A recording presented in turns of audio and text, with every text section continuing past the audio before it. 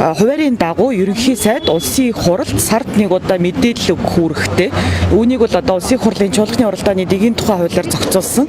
За тэр хүрээндээ ерөнхий сайд их хуралд мэдээлэл өгсөн. За тэр хүрээнд одоо ингээд гишүүд асуулт асуусан, хариултууд явсан.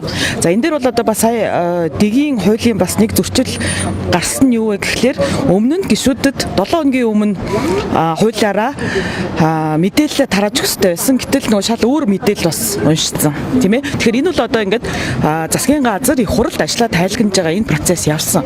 Тэгэхээр тэр утгаараа бол магадгүй одоо улсын хурлыг бас үл гүндэтгсэн гэдэг өргөн агуулгаар нь харж болох юм. Яг гэхээр өнгөрсөн хугацаанд бол өмнөх 8 жилийн циклд бол улсын хуралд одоо үнэлэхгүй олонх нэг намтай байсан. Тэр хугацаанд бол одоо магадгүй засаглал хоорондын тэнцвэрүүд бас алдагдсан. Тэгээ одоо ийм соёлын төвшөнд хүртэл ийм алдаанууд гарсан байхыг үгүйсэхгүй. Гэтэл одоо бол одоо засгийн их хуралд одоо 5 намын төлөөлөл 42 гишүүнтэй ардсан намын бүлэг ажиллаж байна. Тэр утгаараа бол бид бол одоо улсын их хурлын энэ хяналтыг бас тавих хэрэгтэй ийм одоо үүрэгтэй гэж харж байгаа. Тэгээ тэр өнцгөөс нь бол өнөөдрийн асуудалд санаж байна. Ер нь анхаас ерөнхий сайдын засгийн газрын төрхөний хувьд өнөөдөр бас хөлтөх байгууллагыг заягийн өгөхгүй хурцлж байгаа гэсэн үгийг ярьж байна. Бодлосоо засгийн газрын үйл ажиллагаа үнэхээр одоо засгийн газрын явахаар байна гэж намын бас интерсэн сайн нэрийн асуудал гэсэн үг юм байна. Тэгэхээр ер нь засгийн газрын үйл ажиллагааг за засгийн газар бол ажлаа их хурал тухай бүр тайлгнах хэрэгтэй тийм ээ. Тэгэхээр тэр тайлгналын одоо нэг хэсэг нь сая өнөөдөр явлаа шүү дээ.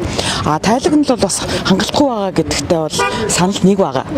Цаашид бид ерөнхийдөө нэг улс оронд амьдарч байгаа бид улсын хурлын гишүүдийн хувьд ч гэсэндээ улс орныхоо эдийн засгийг сайжруулах, эдийн засгийг тэлэх, ард иргэдийн амжиргааг сайжруулах одоо энэ хөгжлийн хөрөнгө оруулалтуудыг хийх энэ бодлогыг бас чухалчлан барьж ажиллаж байгаа. Ардсан нам засгийн газарт орсон үндсэн шалтгаан ч гэсэн энэ байсан. Харамсалтай нь бол одоо өнгөрсөн хугацаанд 9 сарын хугацаа өнгөрсөн. Өнгөрсөн хугацаанд бас дөрвтэй бас ахиц дэвшлүүд бас гарахгүй байгаа. Үүнд бол одоо ер нь бол улсын хурлын гишүүдийн зүгээс ч гэсэндээ шүмжлэлтэй хандж байгаа байр суурьуд бол нэлээд байгаа. Тэгэхээр тэр утгаараа бол магадгүй бид нар эхний ээлжинд одоо энэ төсвийн асуудлыг яаж авч үзэх юм тийм ээ. Магадгүй төсвийн тодтгол хийх шаардлагатай юм уу? Одоо энэ байгаа цар хүрээнийхээ одоо бидэрт байгаа боломжийнхоо хүрээнд асуудалтай бас шийдэмгийн маягаар хандах ёстой л гэж хараад байна.